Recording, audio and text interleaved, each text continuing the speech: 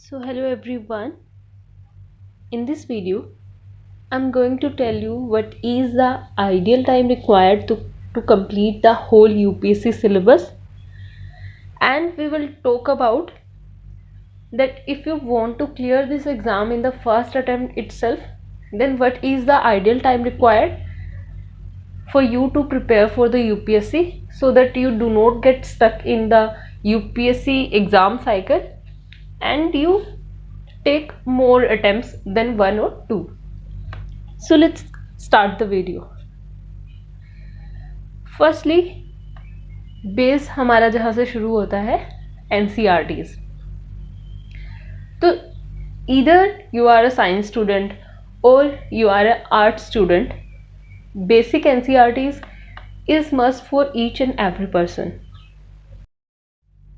UPSC preparation की शुरुआत करते वक्त पॉलिटी एक ऐसा सब्जेक्ट है, अगर आप सबसे पहले इसे पढ़ते हो और आप चीज़ों को जानते हो, आप डिफ्रेंशिएट कर पाते हो between the executive, legislature and judiciary, you get to understand what are the terms coming in the newspaper.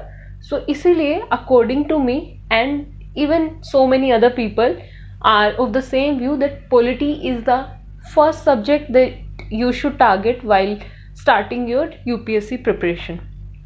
So polity जो 11th क्लास की NCERT है वो आपको पढ़नी चाहिए, और इकोनॉमिक्स 12th क्लास की जो मैक्रो इकोनॉमिक्स की बुक है हमारी NCERT की वो. ज्योग्राफी में 11th-12th की NCERTs if you are an art student, और नॉर्मली अगर कोई भी साइंस बैकग्राउंड का भी स्टूडेंट है उसे भी 11th-12th की ही NCERTs पढ़नी चाहिए. If he or she is not comfortable in the 11th-12th class, then simply Google the term and you will have so many websites who are explaining the concepts in so much detail that you will easily understand them. Then history के लिए it is very important that you cover all the NCERTs, so as history is a subject to be covered in a sequence. So 6th to 12th according to me all the NCERTs are to be covered. Then science and technology में so many people say that science and technology only current affairs से question पूछे जाते हैं UPSC में. I agree, but if you are trying to give other exams like CDS exam जो UPSC conduct करवाता है, CAPF exam and all other exams, तो वहाँ पे basic science से questions आते हैं जो आप 9th-10th की अगर NCERT आप रीड करते हैं तो that would be so much easy to you and उससे कॉन्फिडेंस भी आता है. अब बात आती है टाइम रिक्वायर्ड. अब ये जो सारी NCERTs हैं, फर्स्ट रीडिंग के लिए मिनिमम आपको 3 से 4 महीने लग जाएंगे depending on your mental ability to grasp the things. और फर्स्ट रीडिंग से मेरा मतलब इन जनरल पूरे सिलेबस की फर्स्ट रीडिंग है ये. अदरवाइज NCERT को पढ़ने के लिए आप फर्स्ट रीडिंग आप उसको एक बेसिक स्टोरी बुक की तरह कर सकते हैं. सेकेंड रीडिंग में you underline with the pencil and in third reading you start making notes from that NCERT. और नोट मेकिंग के जब हम बात करते हैं तो NCERTs के नोट्स आपको कैसे बनाने हैं, जो NCERT में चैप्टर के एंड में जो एक्सरसाइज में क्वेश्चंस दिए होते हैं subjective, you have to write those answers. उससे आपका comprehension ability you will be able to check कि आप कितना NCERT पढ़ के, कितना चैप्टर पढ़ के आप समझ पाए हैं. अगर आप एक चैप्टर पढ़ रहे हैं तो उसको आप सिर्फ और सिर्फ एक A4 साइज के पेज में समराइज कर लीजिए. That is how you have to make the notes from NCERTs. Next बात करते हैं स्टैंडर्ड बुक्स की. स्टैंडर्ड बुक्स में अब स्टैंडर्ड बुक्स को कवर करने के लिए 2 डिफरेंट एस्पेक्ट्स हैं. अगर आप कोचिंग कर रहे हैं तो, और अगर आप कोचिंग नहीं कर रहे हैं तो.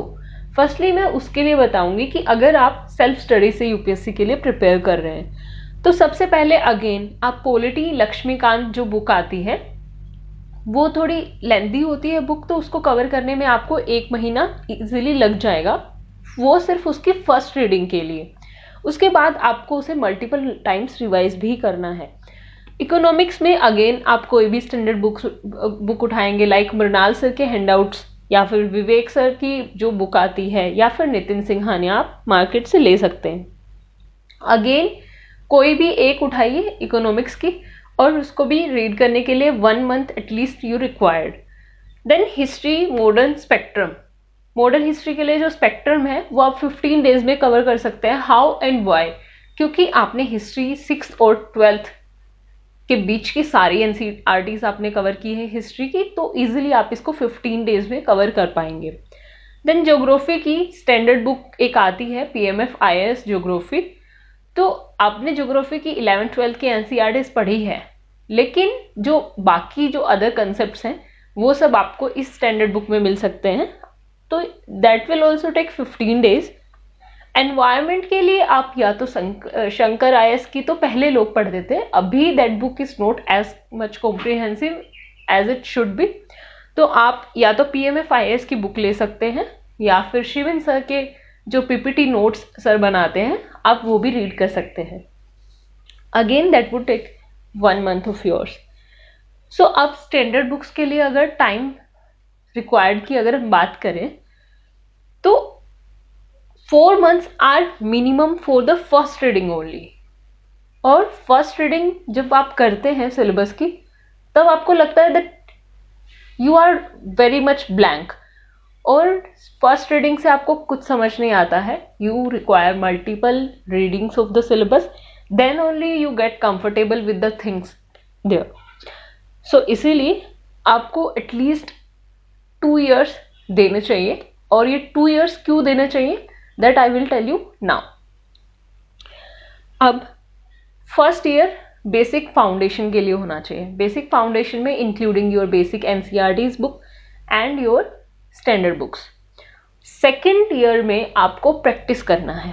Practising what? Practising previous year questions, practising test and again multiple revisions. ये सब उसके लिए जो फर्स्टली सेल्फ स्टडी कर रहा है। But if you are taking coaching classes तब आपका वे फॉरवर्ड कैसे होना चाहिए? कोचिंग क्लासेस आप कितना ही करो still you require time for self study. तो 1 year for the classes and you revise the class notes that you are making from those classes, and then again you need a 1 year gap to revise yourself and to give yourself time to prepare on your own. So 1 year classes and 1 year self study. So again before giving your first attempt you require 2 years, a 2-year whole preparation before you attempt first. अभी ये मैं इतना emphasise क्यों कर रही हूँ इस पे?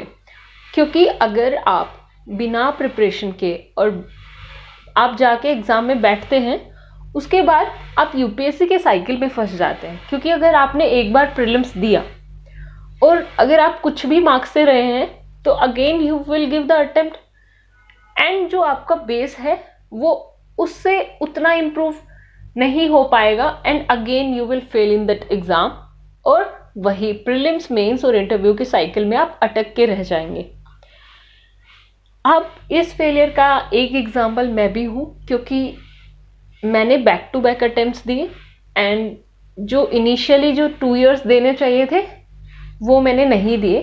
मैंने सिर्फ 1 साल तैयारी की जिसमें मैंने कोचिंग की, उसके साथ ही मैंने सेल्फ स्टडी के लिए थोड़ा टाइम दिया and then I started giving attempts and after 4 attempts I am sitting here and giving lectures that what mistakes you guys should avoid so that you can make it in your first attempt. Next, what to do if you want to qualify in the first attempt itself? सबसे पहली बात, again make your base very strong so that you do not have any excuse to give anyone that आपने ये cover नहीं किया था, आपका ये छूट गया था। तो कोई भी एक्सक्यूज नहीं रहना चाहिए अटेम्प्ट देने से पहले। Next, previous year questions. Many people undermine the importance of the previous year question. Don't do this. क्योंकि previous year question, whether it comes to prelims or it comes to mains, are very important in the UPSC cycle. So do analyze them. Then test. Coaching के test, yes, they are nowhere stand equally to the UPSC, but they are very much important to test your knowledge, to test your approach to solve the examination. Then all NCERTs and standard books, ऐसा syllabus का कोई भी part नहीं रहना चाहिए that you have not covered. और अगर आप एग्ज़ाम दे रहे हैं और अगर आप फेल करते हैं तो ऐसा नहीं होना चाहिए कि आप एक्सक्यूज़ दे रहे हैं खुद को या फिर दूसरों को कि ये सेक्शन छूट गया था या फिर ये नहीं कर पाया था. तो वो सब एक्सक्यूज़ को प्रिवेंट करने के लिए prepare so hard so that you do not have to repent. Next, 2 साल is a huge time to prepare for UPSC and to give your best shot.